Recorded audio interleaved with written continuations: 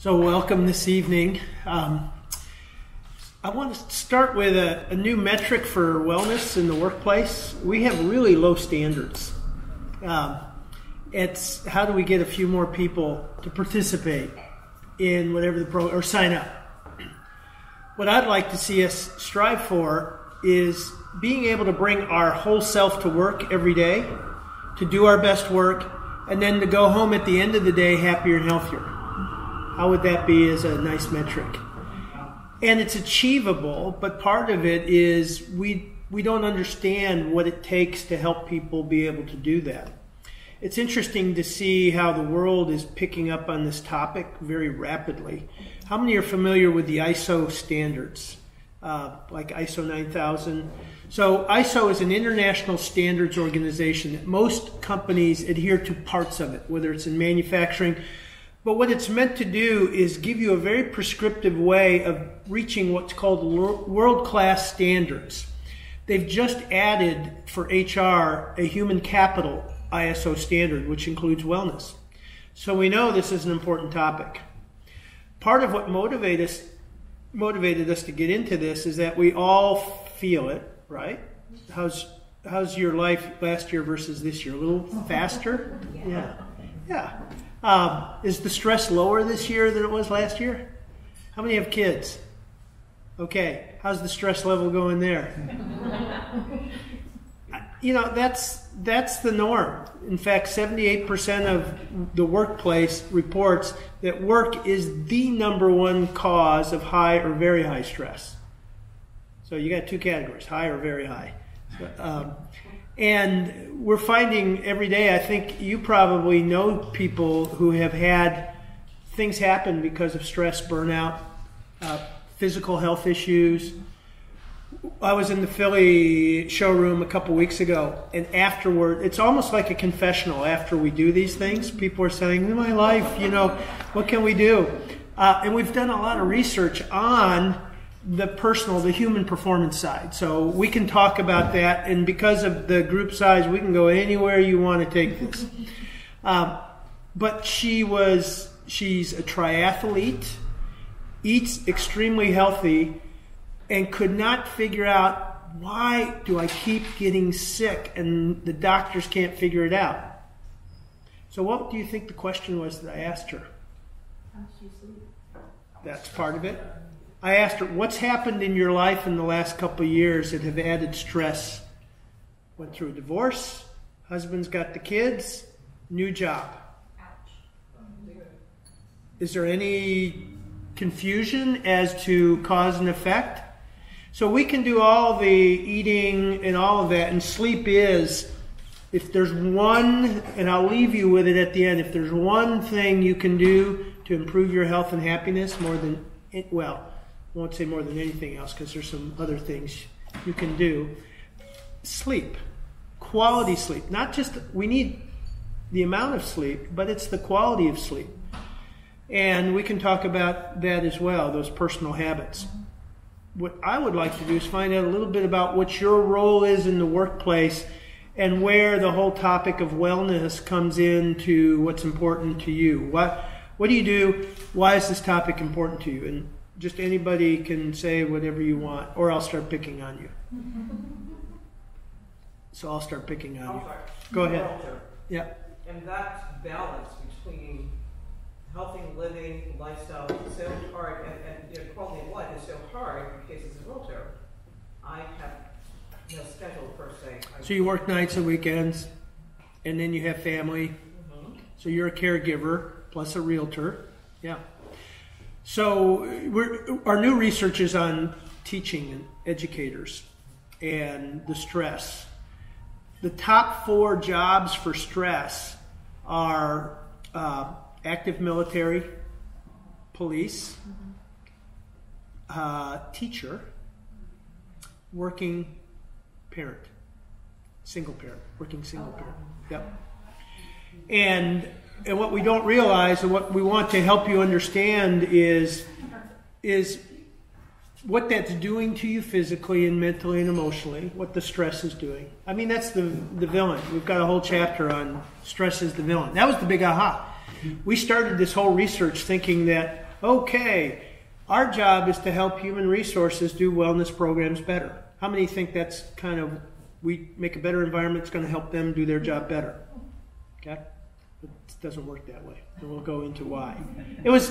It totally was surprising to us. I mean, we went down the rabbit hole. And so let's talk, I'm off script, but let's go through this here. And I don't know why this is not working.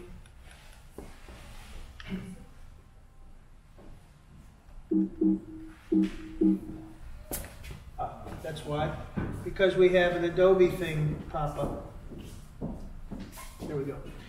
So my background, a little bit about what we do. My company helps leaders build better teams. Okay?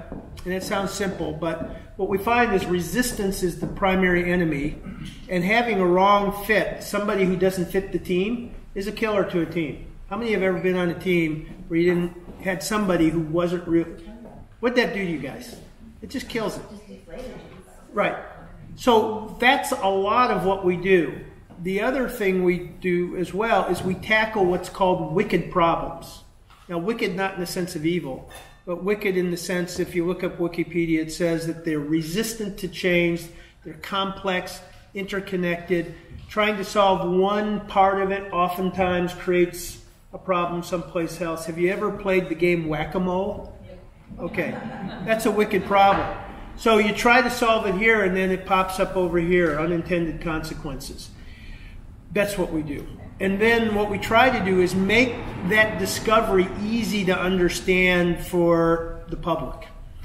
And the way we do that is we bring together lots of diverse leaders to spend time, to go through a period together, to work well together over time, because you don't really understand the problem. You think you understand it the first time, and that's what happened to us. We thought, okay, our job is to help people figure out how to make better environments to help wellness programs.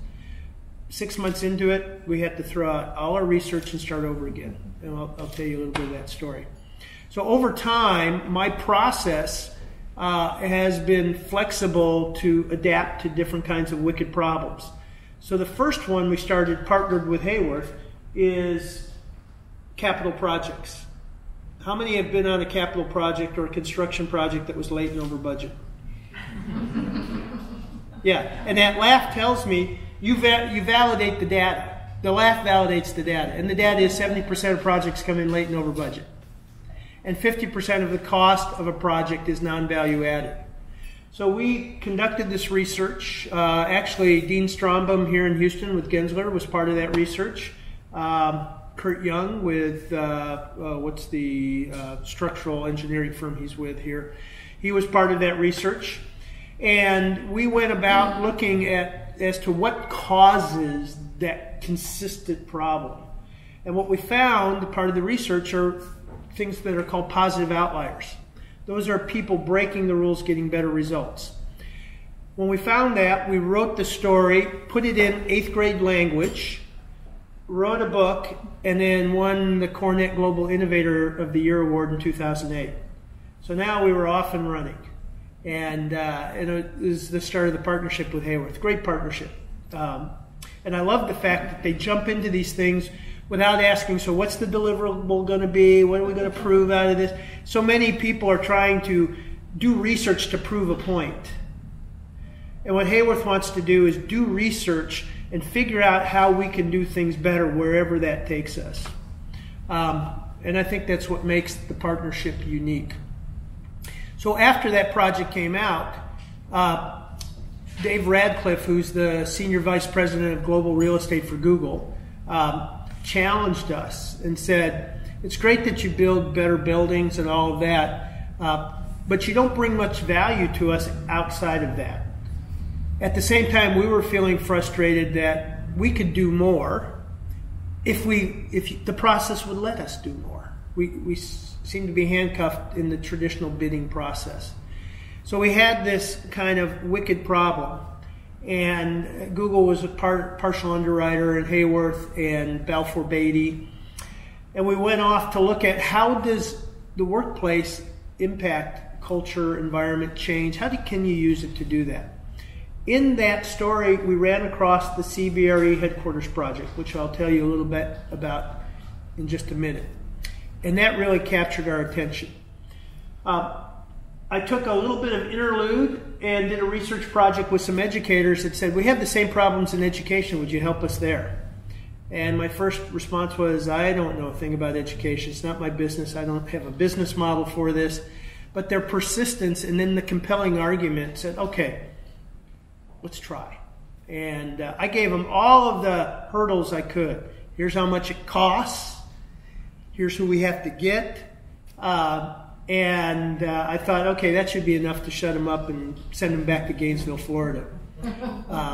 But the two owners were like the Blues Brothers, you know, Jake and Elwood, on a mission from God. And they wouldn't stop, and they kept coming back, and I said, okay, go a little bit more, a little bit more. 8 months later, they came back and says, we've got the funding, we've got the people. And I really thought to myself, oh, I thought they were gone. And I said, well, one more challenge. Let's get everybody together to see if this is for real, if they really want to make a 2-year commitment and how well they play.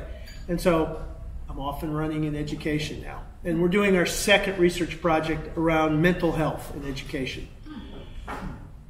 Then we came back to the Healthy Workplace Nudge. And this was an evolution out of the project, CBRE project. So let me start with that story here. And the three authors,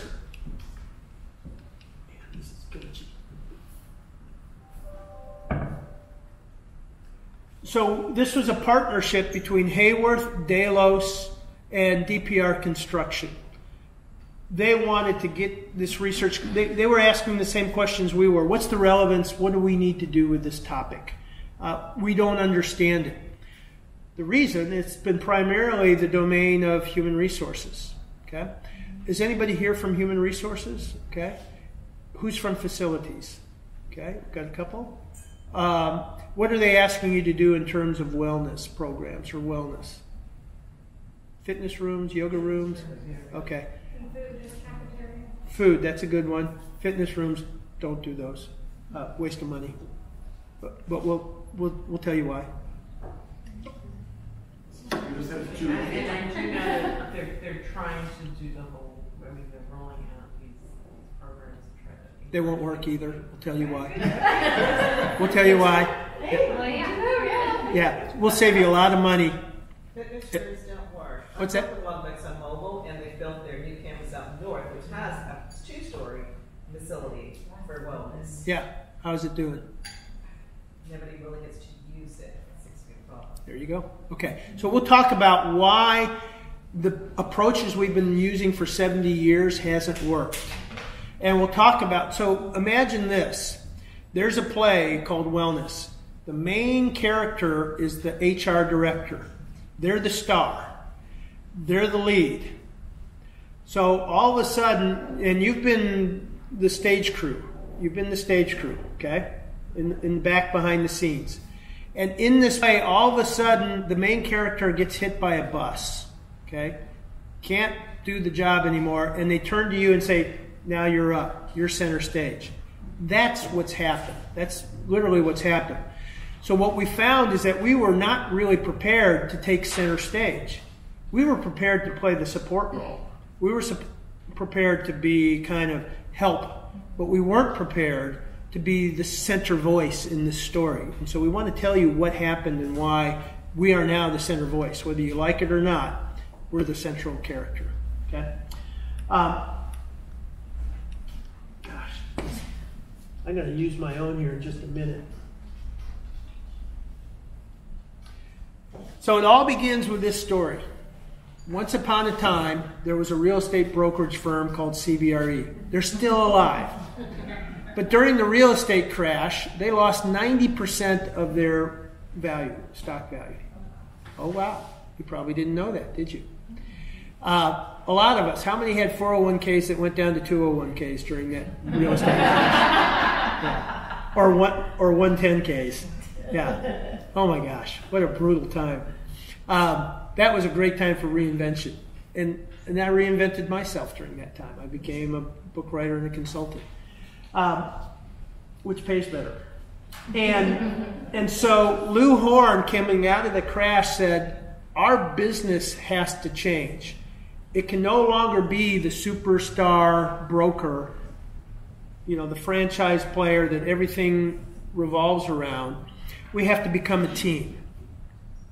And so everybody was good with that. And his vision was that we've got all these departments. We've got commercial, we've got retail, we've got industrial, institutional, but they all operate in silos. We've got legal over here and accounting over here. We've got to figure out how to take advantage of all this collective knowledge. Everybody's going, yes, that's a great idea. And then he said, and what that means is that we need to be an open plan environment, break the walls and the silos. And then people were saying, okay. And then, now, have you ever been in a broker's office? The brokers have these 15 by 15 private offices. That would be a good broker private office, except it's missing all of the selfies with President Clinton or the presidents on Mount Kilimanjaro doing humanitarian work. And it's missing the framed backstage passes of the last Eric Clapton concert. It's missing all the silver shovels from all their construction projects. And the big thing it's missing is that ancient filing drawer of 30 years of filing that only that broker knows how they go together. So the first hurdle was, how do we move to open plan? And the original plan was about 15 to 20% private offices and the rest open plan. So they went through this genius change leadership process that we write about in the book, Change Your Space, Change Your Culture. And I wasn't going to go out and see this project because I have my own opinions about brokers in general. And my opinion was, what am I going to learn from a broker about leading edge, innovative, it's the art of the deal, and they do what they do because they do what they do. But I was poked and nudged to go out, and I'm glad I did, because when I went out, the space itself was a great story. It's a great artifact, going from 4 work venues to 16. But the process and how to get everybody there, the change leadership process, was ingenious. So Lou took the brokers to go on a visit, and they wanted to see people working in different kinds of spaces. So the first place they go up to is Google, and they come back and say, there's no way we're going to be Google. But then they go up to New York, that way New York, and go to Bloomberg, and Bloomberg Financial. And Michael Bloomberg is famous for sitting out in the open with everybody else in the bullpen. And they started seeing, financial fiduciary billionaire out in the open. So now they're building this. So part of the challenge and change leadership is the right brain side, the fear, overcoming what I'm going to lose. And so part of what we learned is the key to good change leadership is giving people what we call the empathetic vision of the future. Being able to put themselves in the future. So when you tell somebody we're going to open plan and they freak out, it's because they don't have context. They don't know what that future is going to feel like. They don't know how they're going to function. And mock-ups don't do it. They've got to see something that's similar enough to say, so that's how I could live, and that's what success looks like. Then they went up to a firm called Russell Financial, the Russell 2000 Financial Index. So it's like the Dow Jones Index, only it's for really wealthy companies, big companies. And these are the big dogs in the financial industry. And they saw that was open plan. Then they came back and they experimented for about 8 months. And the experimentation was, we're finding the sunshine? Yeah. The experimentation was 8 months of mocking things up, learning, and then debriefing. What did we learn? What would we do differently? Over and over again, they went through that for about 8 months. And then they implemented. And what they came up with at the end is only one private office. And it was a collective decision. But the thing that was almost a deal breaker is when they said, part of this means that we're going to take all of your files and put them in the cloud. Now remember, this is back in 2011. So imagine anybody 40 years old older, and remember what the cloud was back, about 8 years ago. And I've got 30 years of files, and someone's going to take those and put them someplace where I don't know where they're going. Anxiety level. So part of the challenge and change is managing people's anxiety. They were brilliant. What they hired is a digital coach for each person to scan their documents, tag them, and show them how to find them. Oh, wow. Isn't that cool? So we have to think about how to help people. So that we call that the bridge. They built the bridge, and the bridge was that kind of coaching and support. So it was brilliant, and I think it's brilliant. And so we write about it in Change Your Space, Change Your Culture. And then there was this footnote in the book about this well-building standard. Now, remember, they were the very first. I had no clue what it really meant. I said, okay, cool, well-building standard. Yeah, Delos. And so there's this paragraph. I said, it's noteworthy enough to put in the book, but I don't understand it enough to write anything. The book comes out 2014, and we win the Coronet Industry Excellence Award, but Lou Horn orders caseload after caseload. After 500 copies that he orders, I call Lou and said, Lou, thank you, my family thanks you, but what is going on? You're my biggest fan, obviously. He said, that little paragraph you put in the book, we've got people from all over the world coming to see what we are doing, and we hand these books out. I said, okay, cool. And he said, we've had 14,000 visitors in the last 18 months to an office of 250 people. And I said, there's a story here. So I said, can I come out and see? So I went out to see, and he showed me what was going on and the story and how people, talking to people. I said, oh my goodness, this is a big deal. So then we invited 10 leaders to come out to CBRE. We had Andy Cohen with Gensler, president of Gensler. We had Balfour Beatty. We had 2 top Google architects out there. We had Hayworth, Delos, and we talked about the significance, what's going on. And we came away with two observations. One, this is important, this is big, this could be a game changer. So we wanted to see, was this lightning in a bottle, a one-off, or does this signal us that this is a new kind of break in the fork, ripple in the universe? And secondly, the big concern was that wellness was becoming a hot topic in all of the conferences, and we felt like nobody really knew what they were talking about. They were doing what I call the tips and tricks. Meditation, yoga, and I tell you what, some of the presentations I've been through, now if you wear activewear and you're smiling, you can do a wellness presentation at a major real estate conference. I know. We can all do that. And all you have to do is say, get your steps, drink water, breathe, mindfulness. Just repeat those words. Repeat those words. Okay, everybody repeat. Repeat mindfulness. Come on, no, it's got to be mindfulness. Okay, you can now become wellness consultants. You've passed the big quality, and breathe. You have to be able to breathe. Not just intentional breathing. Okay. And I can take you through several different techniques of breathing, because we've been through all of them. And they're important. So this was the group that we had. We had 130 experts over 2 years, 8 summits to work on this. The last summit was in GoDaddy. Incredible place. And I'll tell you a little bit about their service. And then, as we came out of it, we had to ask the question, what we saw was this asteroid coming to destroy our planet in the form of rising health costs. Okay? And when I start, now this is the part where it gets really dark and scary. And I've been told that I need to prepare people for how dark and scary this next section is. And we climb out, because you can see I'm smiling, but this is pretty dark.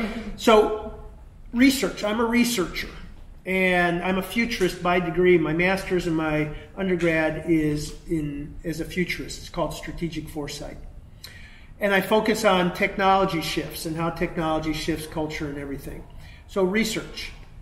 The first question we were asking is, what is the problem wellness is designed to solve? Sounds pretty basic. What do you think the problem is that wellness is designed to solve? Lower healthcare costs. Lower health costs, okay, right? What else? Risk mitigation for large organizations. Okay, risk litigation, right. So that's the lowest rung of wellness programs, is cost mitigation or risk mitigation and lowering costs.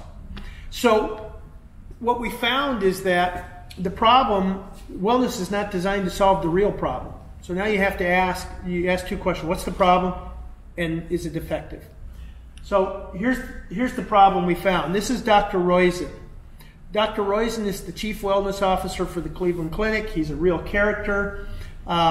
He's about 5'7". He's about this tall. 75 years old. He has a real age of 55 years old. Okay? There's an assessment you can take called the Real Age Assessment. I recommend everybody take it. It'll share with you what the difference is between your chronological age and biological age, and how you can live younger, what you can do to actually take years off your life.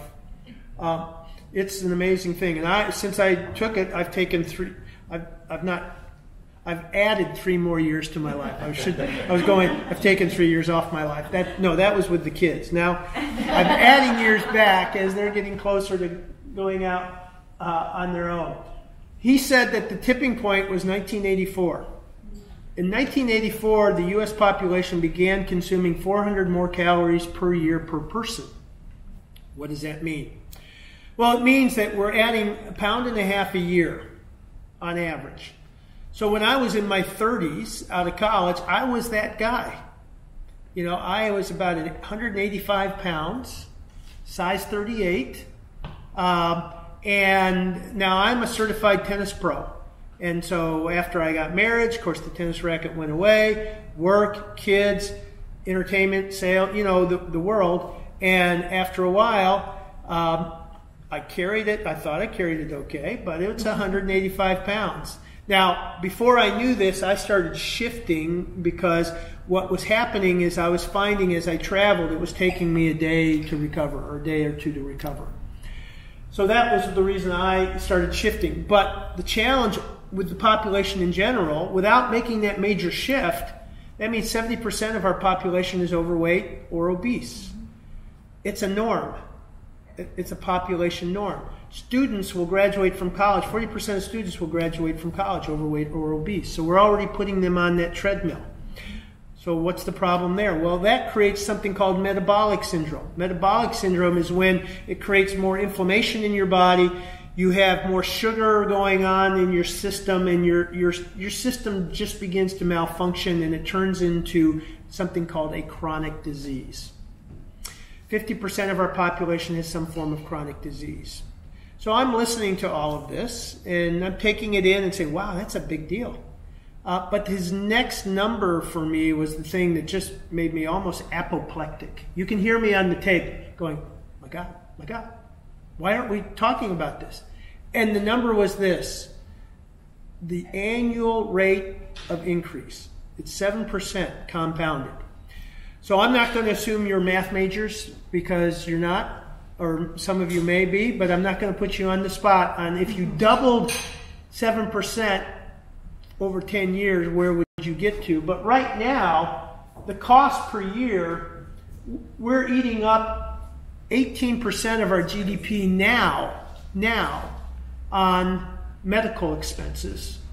80% of that is chronic disease. That'll double by around 2030. And in doubling, that also means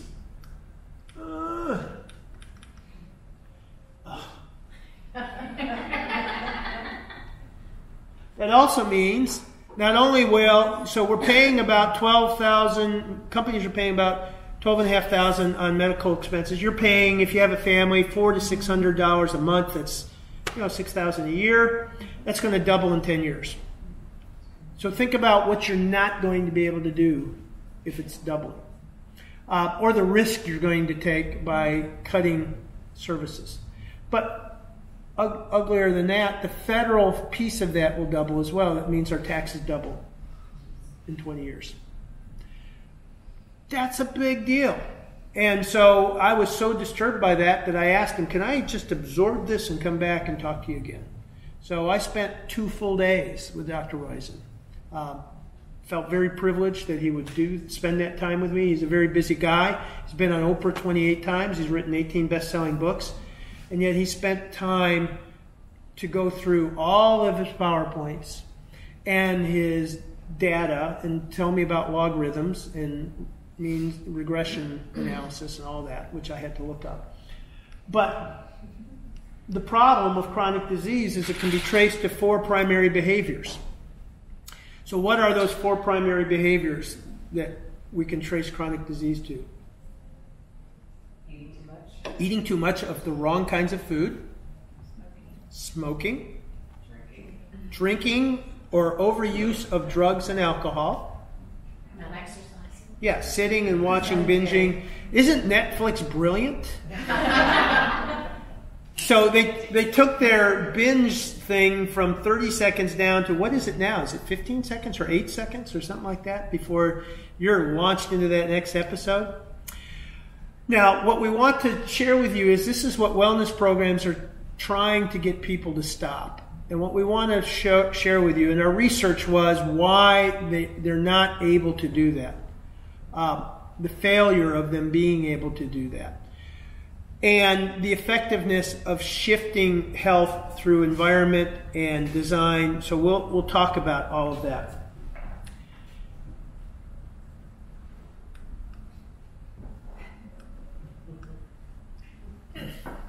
Now, the universe needed to make this important. Put an exclamation point on this for me.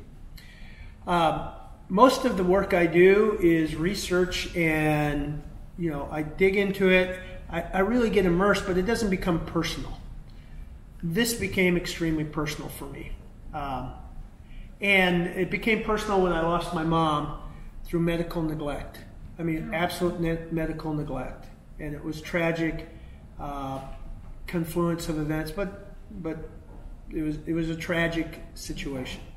And it left my family just hurt, wounded, and then going through the whole medical system and the denials and, it was just, you just don't want people to experience that.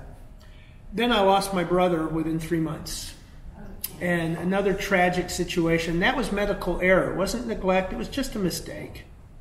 But it was a mistake that cost him his life and forced my sisters and I to say we need to end it.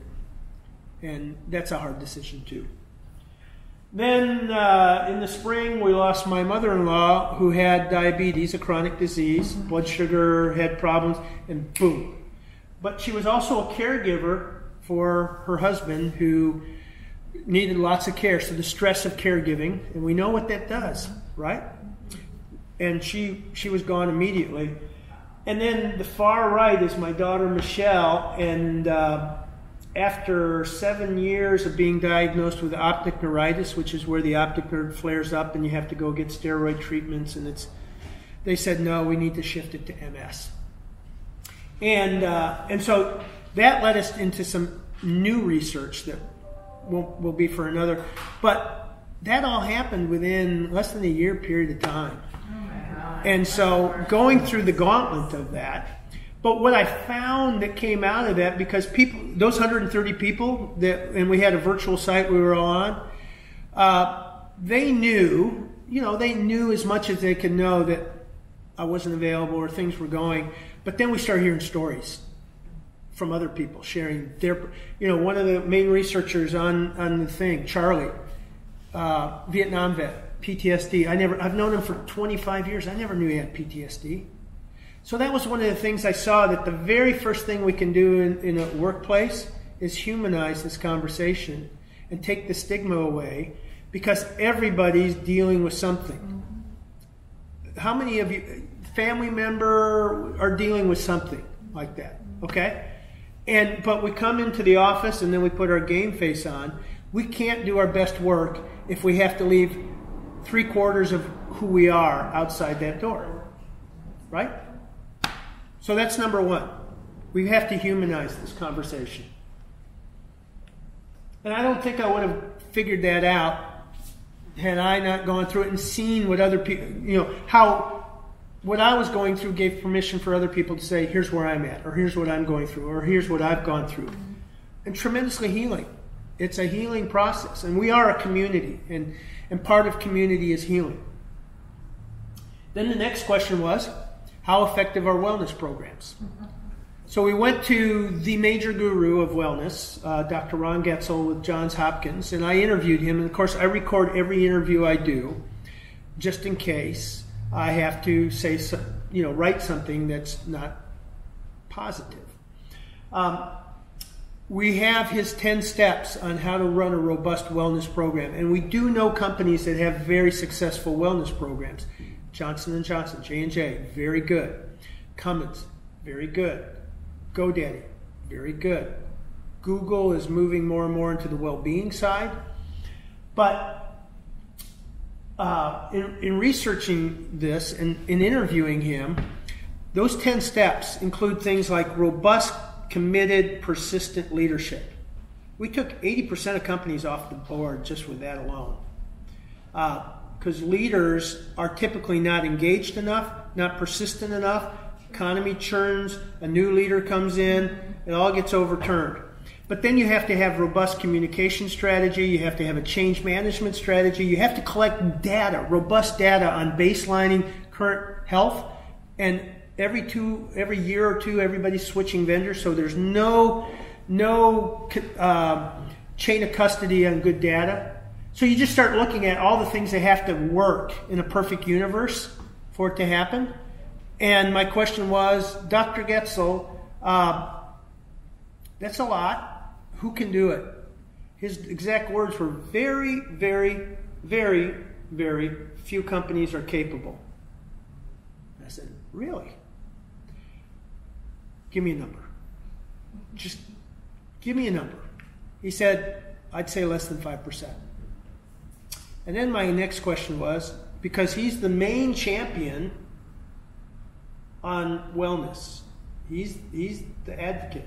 I said, if that's the case, what do the rest of the 95% of us do to help our people? And that was the real launch of our research. This was a turning point when I had to go back to our group and say, are we in this? Because what we thought we were going to write about, we can't, because wellness programs fundamentally don't work. So let's talk about why. Dr. Hamid Sood, he was part of our first summit at the Mayo Clinic. And Dr. Sood is an expert on happiness. And he's got an amazing, compelling life story that brought him to that point of making that his focus. But what we learned is that the workplace has the wrong priority, the wrong causal link. We're focused primarily on wellness efforts when we should be focused on happiness or well-being efforts. So we have the cart before the horse. So when we started going down that road, and that was a major pivot in our research, what we discovered was stress was the main villain. So let's talk about what stress does and what it was originally designed to do. So let's go back about 10,000 years. Okay? So 10,000 years, stress provided a really important function. What was the function stress provided for us? Fight or flight. That beast comes out of the cave, and you're either going to run like hell or fight like hell or lay down and play dead. I'm not sure I want to try that strategy, but a bear running 40 miles an hour and me being able to run about 15 miles an hour, that might be an alternative. But it's that burst, and we've all heard of these heroic things where people do superhuman things like lift a car or carry somebody that's twice their weight down, because that's what adrenaline does. It makes that rush. But what it's also doing, so it raises the blood pressure, gets the heart going. And then the next thing it does is it shoves energy nitro fuel. Sugar is nitro fuel into the system to get going. So it's good for episodic events. And then you rest. And what we know is that that fight or flight, that running hard, that physical exertion or that fight, burns all that jet fuel out of your system, so it doesn't stay in the system. But we're a little bit different.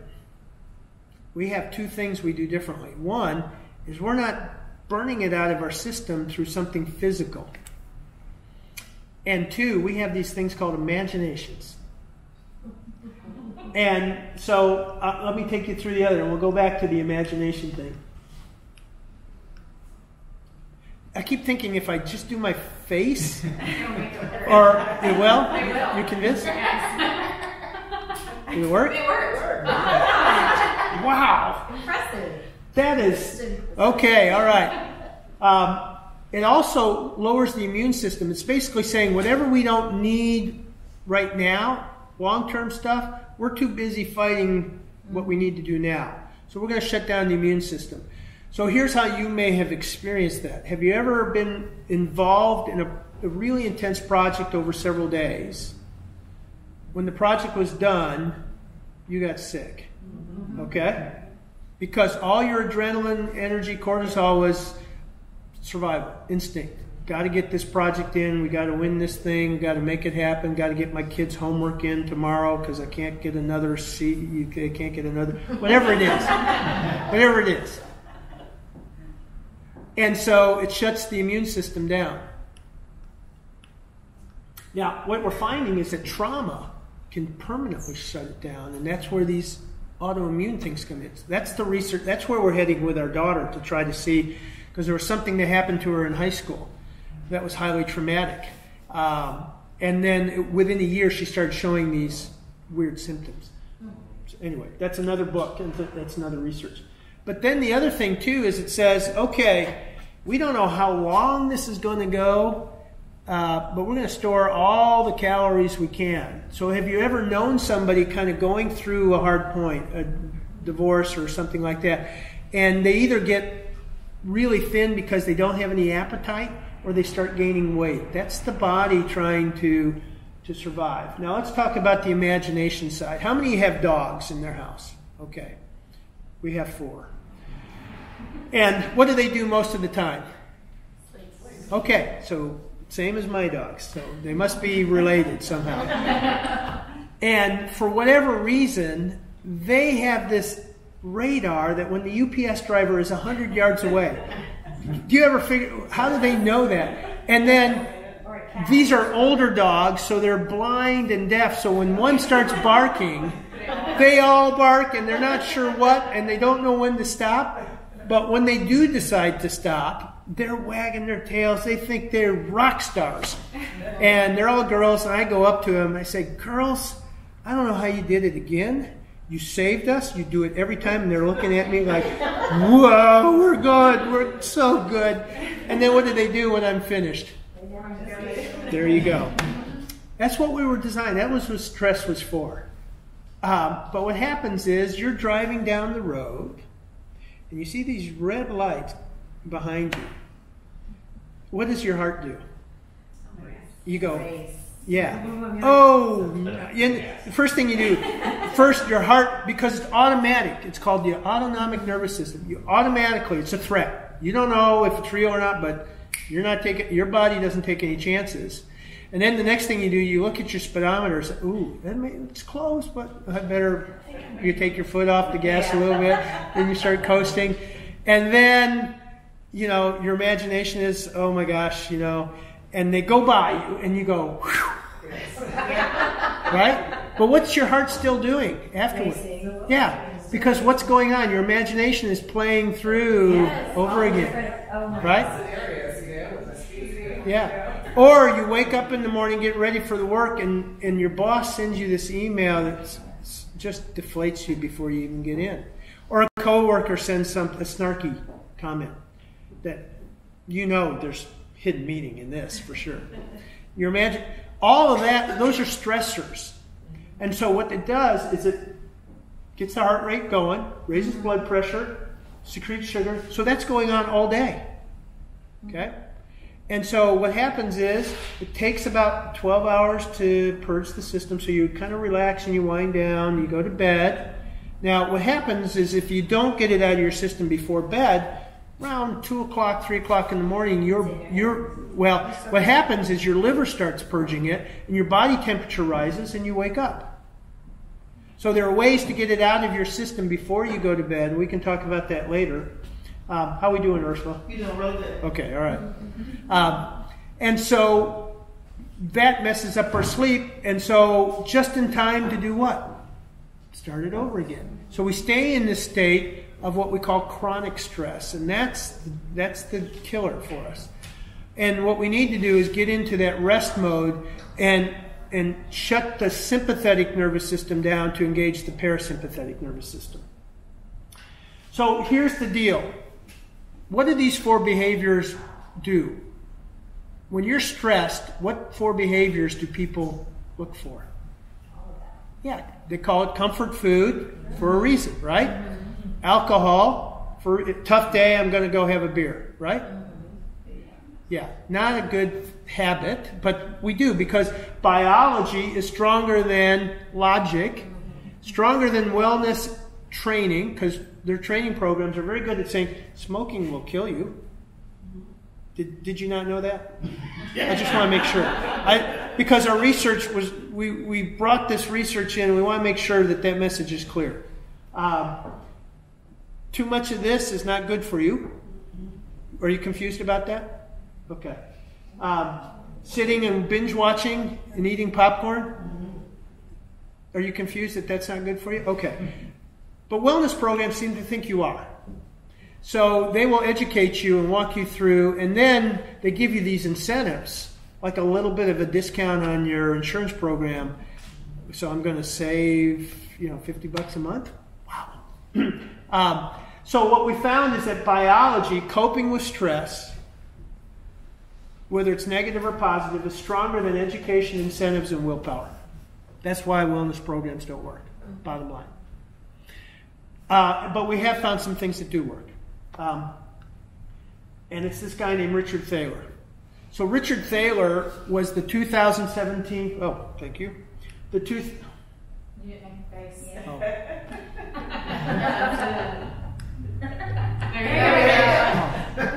Okay, thank you. I'm going to let me know if it's the right one or not. So Richard Thaler is the 2017 Nobel Prize winner in economics for something called behavioral economics. Have anybody heard of behavioral economics? So what he found is that traditional economics assumes you're a rational being. Okay? I know you may think you are a rational being, but we're going to go through a little exercise to see if that's true. And show you the good news. How many of you have kids? Okay. So traditional economics assumes that if you give people the right information and the right incentives, they will make better choices. How many of you have given your kids the right information?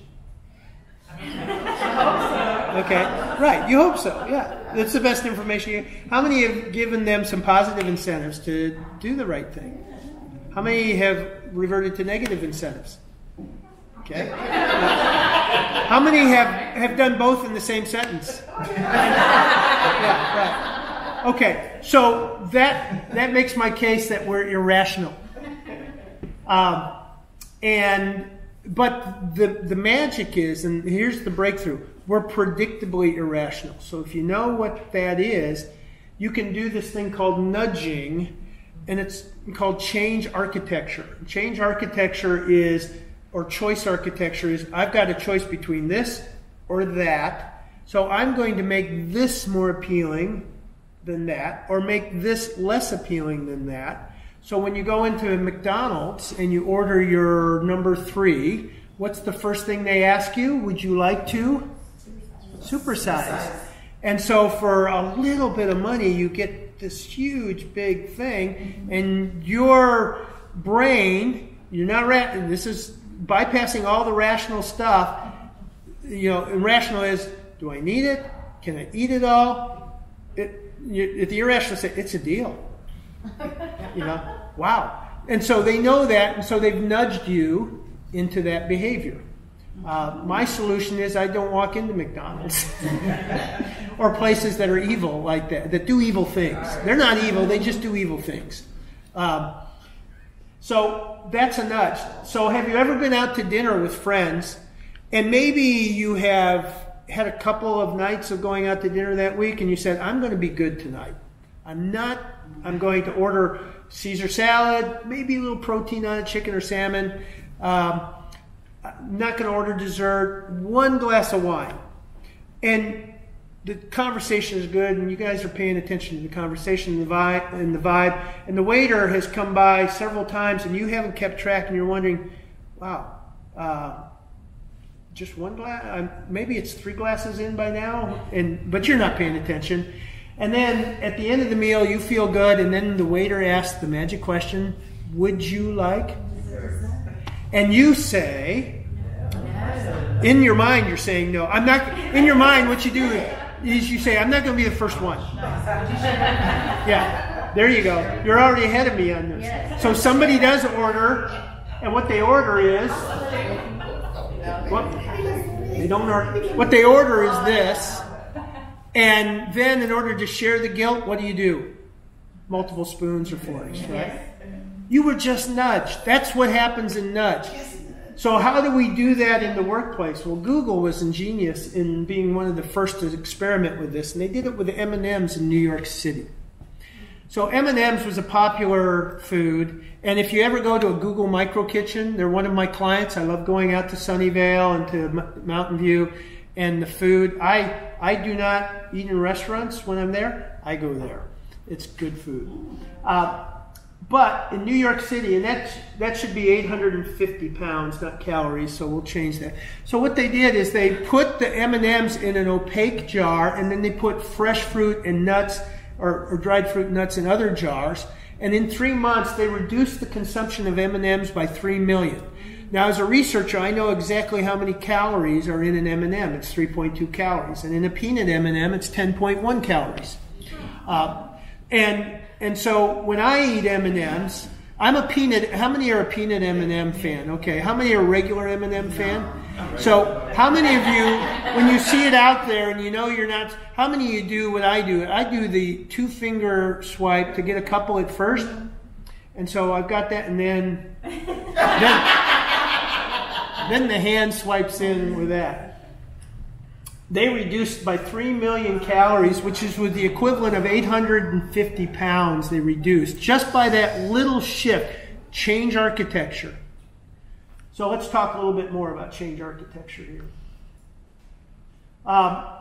So part of it is we make nudges an alternative, not a shove. We had somebody say, well, since I'm on a diet, and this was a principle of a design firm, since I'm on a diet, we're not bringing any of that food in. I thought, well, that's a little more of a shove than a nudge.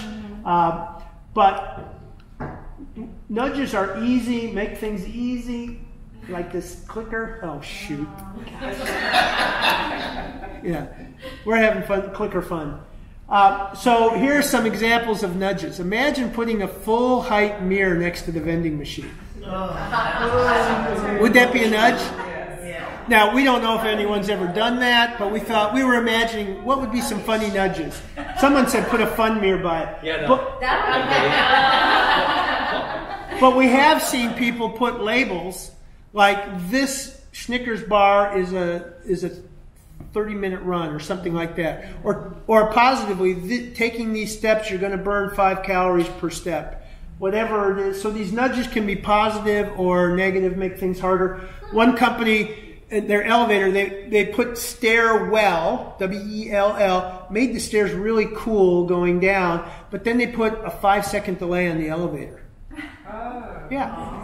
Right? Have you ever been in an elevator and said, I'll just take the stairs? Right. See, these are nudges, but it's thinking through how do we shift people's behavior. And this is really a strategy from public health strategy. It's called population health. So how do you shift population health? And you may have gone on YouTube and seen these cool trash cans in public parks that when you put something down has this sound effect like dropping down a cave. So people will just look for trash, say, oh, I want to hear that. Those are nudges. So we want to be creative with nudges. We want to make water the default choice. Having a fresh, open salad bar available all day long for people. Putting the desserts in the back part. One of the more devious nudges we thought about is take the bad vending machine and put it all the way at the end, so it's the walk of shame. So we know where you're going. There's no hiding that. So we're going to do some nudge exercise. In fact, we want to make you nudgeologists before you go. So we'll certify you as nudgeologists. And yeah, I mean, that's okay. So nudges are number one. So we're shifting into what we can do. So one of the challenges wellness programs has is shifting behavior, population health. And by the way, when are we supposed to be finished, or when do we go into book signing? 7:30 or 7? 7:15. Try to start. Okay. Narrowing down. Okay. All right. So 7:15, we'll shift gears and eat food and sign books. So number one is shifting behavior is a key part. Getting people to walk, doing all the things that wellness programs want you to do, but doing it subtly, and there's zero cost to do it. It's just good design. And you can think of one thing to do right away is take away the candy at the reception station, right? So getting rid of all kinds of sugar, shifting breakfast foods to yogurts and berries as fruit, not apples and bananas because they're high glycemic. So you have, a little bit of study on this. But no bagels, no croissants, because bread is carbohydrate, which is essentially sugar. It's just another version of sugar. So sugar, bad, proteins, low glycemic, high fiber fruits, those kinds of things. Grains, healthy grains. The next one is legible space. And we'll talk a little bit more about this. And this is where Hayworth and Dr. Mike really, they have a whole process around making space easy to read. Unlike going to a hospital trying to find your family where you go in and you feel like you get lost in a labyrinth. Does that raise stress in you? Just you want to go see, and all I want to do is go see my family. I'm lost. And I don't know if I'll ever make it out. That's stress inducing, but lowering stress is making things intuitive and easy to understand. So that's legible design. We'll talk about that. And I need to write. Can you guys make the face for me? Make the face. There you go. Thank you. You made the face. And the next one is giving people user control. Control, we know, and these are research projects that Hayworth has done that has measured the reduction of stress or the feeling of stress. So having control and then making things intuitive and easy to navigate. So let's look at this in space. Okay, I need the face again. Okay, good. No more face. Okay, let's just keep it here. Good. Okay, so part of it is plan configuration that makes sense. So a couple of things you need to, having one standard throughout doesn't make sense because people work different, right? So making things that fit what the activity is and what the needs are, and that's easy to understand, is about plan configuration. Navigation is very important. Landmarks and zones, and knowing what they're for. For example, in some areas, I was at a great space in Philadelphia. It's the University of Pennsylvania Nanotechnology building. And they have these stairs, and it's a great nudge because the stairs are beautiful. You don't even look for the elevators. The stairs are beautiful right next to the window, but right next to the stairs, each landing area, there's a little common area you can hang out.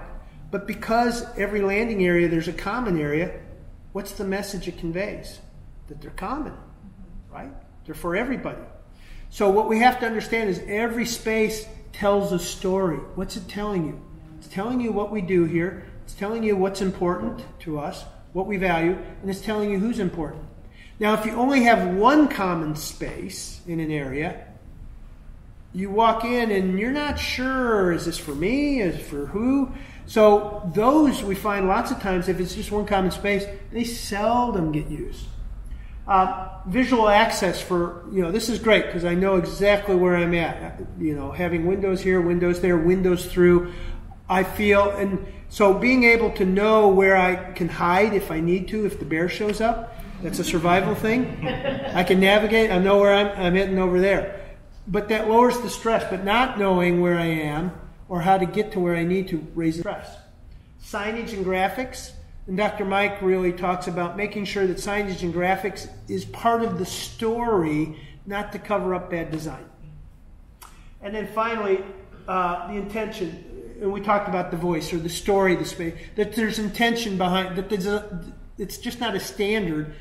There's a logic behind it. And the space and the furniture tells you, it communicates that story intuitively. Can I ask a quick question? Mm-hmm. All these are good tools, but it all comes down to the owner. So how do we? It comes down to? It comes down to the owner and what decision they make on how they want to do it. So how do we nudge them in that direction? Give them a copy of the book. Okay.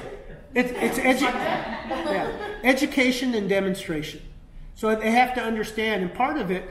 So I go into, one of the things I'll do is I'll go into a space and I'll ask them. I said, so what is this space telling me I do here? Especially if I can't confuse, or if they tell me that they're all about collaboration and they have private offices, I'll go over there and say, so what does that tell me? I know it's people are the important thing. That private office is telling me that some people are more important than others. That's what it tells me. So helping unpack the story that their space is currently telling them, and then ask them, what story do you want it to tell? Let us help you tell a different story and help you do that. So, and I'm not the most popular person to go walk through a space. I do it nicely, but I basically say, this is what it tells me. This is the story that your space tells me. And if you put it in those terms, and you say, these are the messages, and these are the unintended messages you might not be aware of, and then ask, so what message do you want to send people? What's important to you? And if recognizing people is important to you, let's make sure that's consistent with the message that you're conveying, so that the space and the message are the same. When it doesn't work is when we say one thing but the space says another. Or when the leaders say one thing and they behave differently. That's when it doesn't work. But are there any questions, or is it taking the client to a tour before they? It can be. Yeah, it can be. A good have a good example to take people to. But also getting into the conversation. I can go into any workspace and just start talking about, okay, tell me what you intended here, what's it meant for, and unpack. And just it's kind of what's called a Socratic method. You just ask questions. What did you mean there? Why did you want to do that? What are you finding? Is it being used? So discovery is one way to help them discover. Instead of being the expert coming in, I don't try to come in being the expert. I try to come in being really curious. And that's called the guide. I'm the guide, I'm not the expert. Because they're the expert. They know what their business is. I'm the outsider who can bring a different lens in. Does that help you? Okay, all right. Again, user control, height adjustment. Now, that's another thing too. Education is really important because we know within 90 days that most people go back to keeping it single state. So there's cultural things and there's habit things that you have to work on, but these are the things you want to add. Acoustics is very important.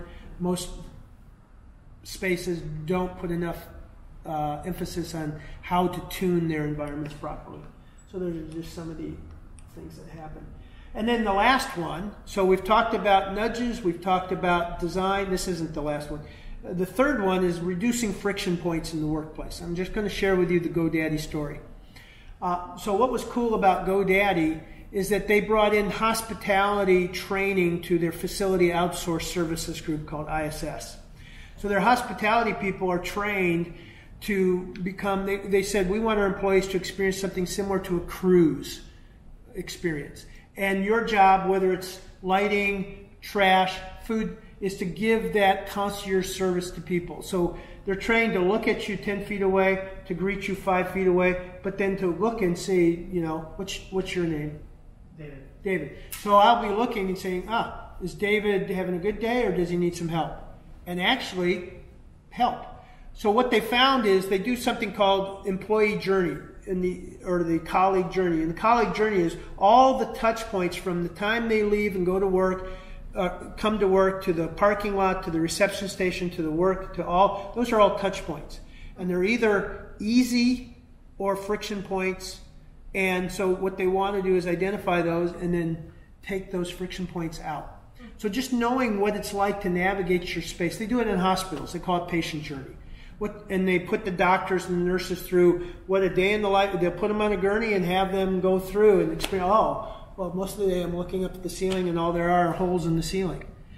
Those are the kinds of things, that's the empathetic part of it to help you take the stress points out of the workplace.